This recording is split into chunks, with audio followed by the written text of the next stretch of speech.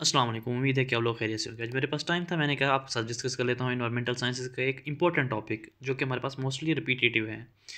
ठीक है, CSS exams के अंदर तो हमारे पास अर्थ समिट या रियो समिट, अर्थ रियो समिट हम किसको कहते हैं, 1992। अब ये हमारे पास क्या है, ये कन्वेट की गई थी बाय यूनाइटेड नेशन। ठीक है, हेल्ड कहाँ हुई, रियो डी जेनेरियो, ब्राज़ील के अंदर।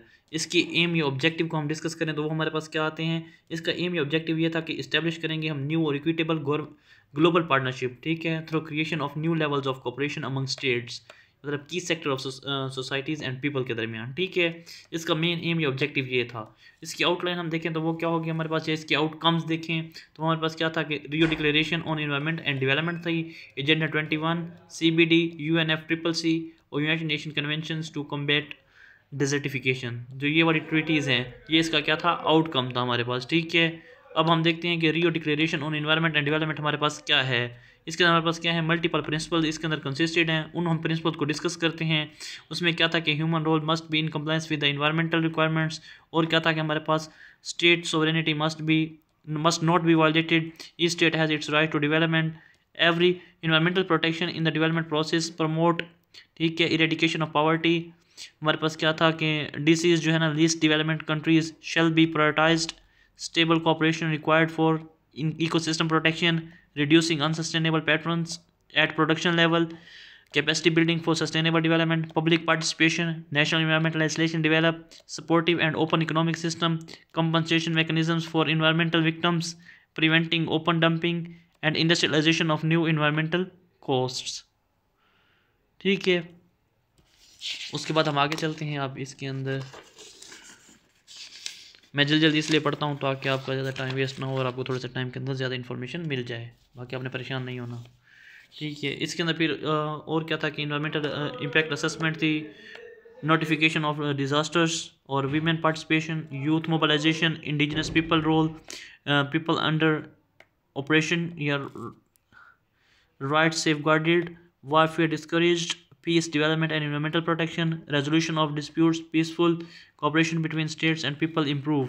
तो ये इसके क्या थे हमारे पास, ये चंद पॉइंट्स थे इंपॉर्टेंट जिनको हम क्या कहते हैं, Rio declaration on environment and development कहते हैं। ठीक है, आप इनको खुद एक्सप्लेन कर सकते हैं एक पैराग्राफ के अंदर। ठीक है, उसके बाद हमारे पास क्या आता है, पॉइंट 2 के अंदर एजेंडा 21 आता है जो रेफर करता है 21st सेंचुरी को। इसका क्या हम क्या कहते हैं, action plan for 21st century. ये डेवलप किसने किया था, यूनाइटेड नेशन ने। क्यों, ये यूनाइटेड नेशन का एक एक्शन प्लान है फॉर द डेवलपमेंट प्रोसेस। ठीक है, अब हमारे पास इसमें क्या आते हैं, सेक्शंस आते हैं। हम सेक्शंस को डिस्कस करते हैं कि हमारे पास कितने सेक्शन होते हैं, 4 सेक्शन। ठीक है, इसमें सोशल एंड इकोनॉमिक डायमेंशंस को हम देखते हैं, कंजर्वेशन ऑफ नेचुरल रिसोर्सेज को देखते हैं, strengthening role of stakeholders को देखते हैं और मीन्स ऑफ इम्प्लीमेंटेशन को देखते हैं। हमारे पास जो सेक्शन 1 होता है वो क्या है हमारे पास, उसमें हम डिस्कस करते हैं पॉवर्टी इरेडिकेशन को, एम्प्लॉयमेंट क्रिएशन को, improving educational standard, improving health care sectors, population control, urbanization, sustainable development, peace establishment, crime control, energy security, renewables, and food security, sustainable agriculture promotion and economic integration।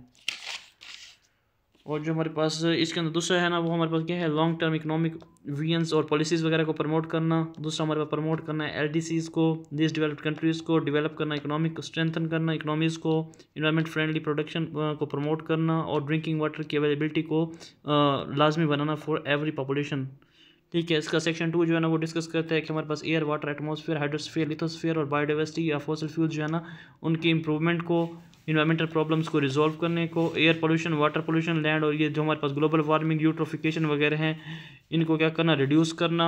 जो section 3 है वो discuss करता है अर्थ summit का, कि हमारे पास जो stake holders हैं उसके अंदर हमारे पास क्या आएगा, नेशनल गवर्नमेंट्स आएंगी जो कि हमारे पास क्या करेंगी, फंड करेंगे, इंस्टीट्यूशन क्या करेंगे, कैपेसिटी बिल्डिंग करेंगे, साइंटिस्ट वे आउट्स निकालेंगे, इनोवेशंस लाएंगे, इंडस्ट्रियलिस्ट क्या करेंगे, ये सस्टेनेबल प्रोडक्शन करेंगे, पब्लिक क्या करेगी, अवेयरनेस क्रिएट करेगी, NGOs हमारे पास क्या होंगे, ये वॉलंटियर सर्विसेज प्रोवाइड करेंगे, IGOs जो है ना वो हमारे पास क्या करेंगे, फंड अवेयरनेस करेंगे, और मीडिया क्या करेगी, कवरेज करेगी, और हमारे पास क्या करेगी, डिस्कशंस करेगी, हाईलाइट करेगी इंपॉर्टेंस ऑफ इन्वायरमेंट को।